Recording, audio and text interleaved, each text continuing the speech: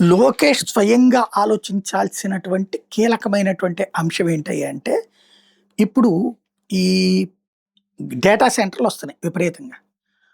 రేపొద్దున అవి వచ్చే టైంకి దేశవ్యాప్తంగా మాన్యువల్ రిసోర్సెస్ అవసరం. మానవ వనరులు.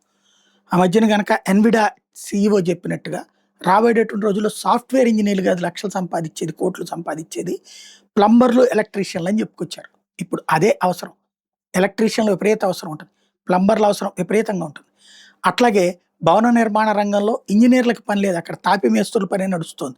తాపి మేస్త్రి ఇంజినీర్‌గా వ్యవహరిస్తున్నారు. అట్లాంటి వాళ్ళకి కాస్త బాధ్యతాయుతమైన శిక్షణ ఇచ్చేటటువంటి కార్యక్రమం. రాబోయేటటువంటి రోజులు అతిపెద్ద వేగవంతమైన మార్పులు జరుగుతున్నాయి.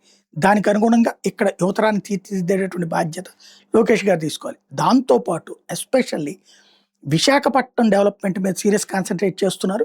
అది లోకేష్ అంటే చంద్రబాబు హైదరాబాద్‌కి క్రెడిట్ అయితే, లోకేష్‌కి వైజాగ్ క్రెడిట్ ఇవ్వాలన్నట్టున్నది.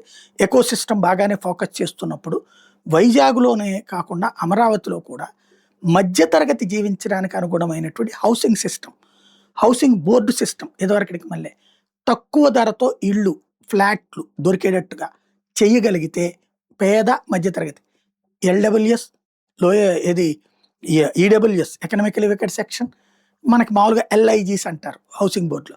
ఎంఐజీ అట్లాగే ఇక్కడ అట్లాంటిది ఎంఐజీలు, ఎల్ఐజీలు, హెచ్ఐజీలు ఇవి ఏర్పాటు చేయగలిగితే అన్ని పట్టణాలలో.